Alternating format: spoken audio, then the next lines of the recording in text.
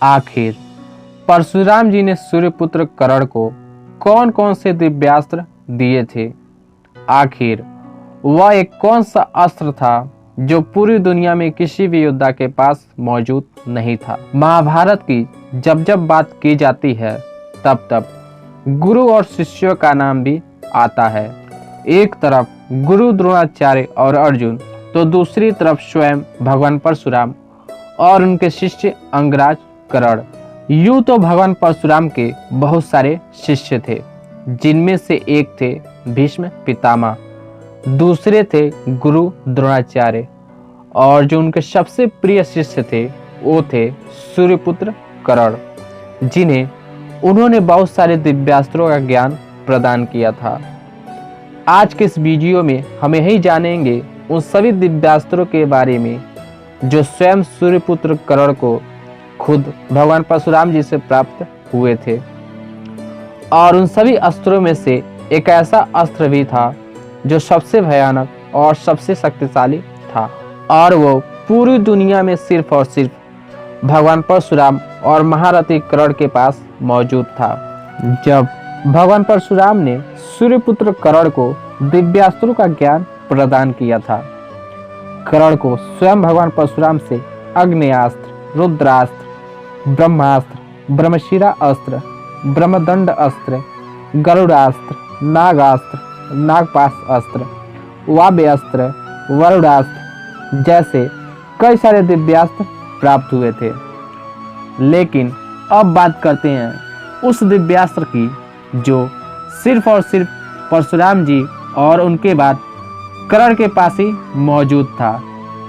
वो खास दिव्यास्त्र था भार्गवास्त्र। भार्गवास्त्र पहले परशुराम जी के पास ही मौजूद था और इसे कोई भी योद्धा नहीं जानता था, क्योंकि स्वयं परशुराम जी ने ही इस महाविनाशकारी अस्त्र का निर्माण किया था। जब स्वयं सूर्यपुत्र दानवीर कर्ण भगवान परशुराम से शिक्षा प्राप्त करने आए थे, तब उसके बाद ही परशुराम जी ने उन्हें भार्गवास्त्र का ज्ञान दिया था। अब जानते हैं कि आखिर ये भार्गवास्त्र था क्या। दरअसल भार्गवास्त्र के अंदर कई सारे शक्तिशाली महाअस्त्रों का ज्ञान छुपा था।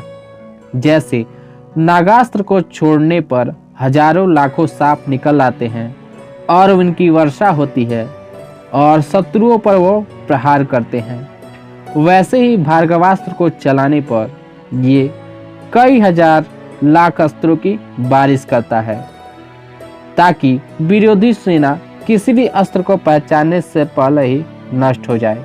इस अस्त्र को निरास्त करने की किसी भी अस्त्र में शक्ति नहीं थी। अगर इस अस्त्र को वापस ना लिया जाए तो ये अस्त्र पूरे के पूरे ग्रह को नष्ट करने की काबिलियत रखता था। अगर समझा जाए तो ये माना जा सकता है कि भार्गवास्त्र का कोई भी तोड़ नहीं था और यही अस्त्र स्वयं परशुराम जी को एक विजय योद्धा बनाता था।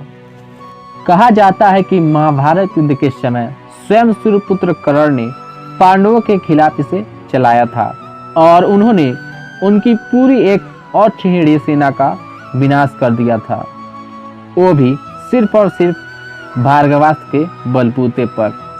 तो दोस्तों, यही था वो खास दिव्यास्त्र जो सिर्फ और सिर्फ भगवान परशुराम जी के पास था और उनसे ज्ञान प्राप्त करने वाले उनके सर्वश्रेष्ठ और प्रिय शिष्य दानवीर कर्ण के पास था।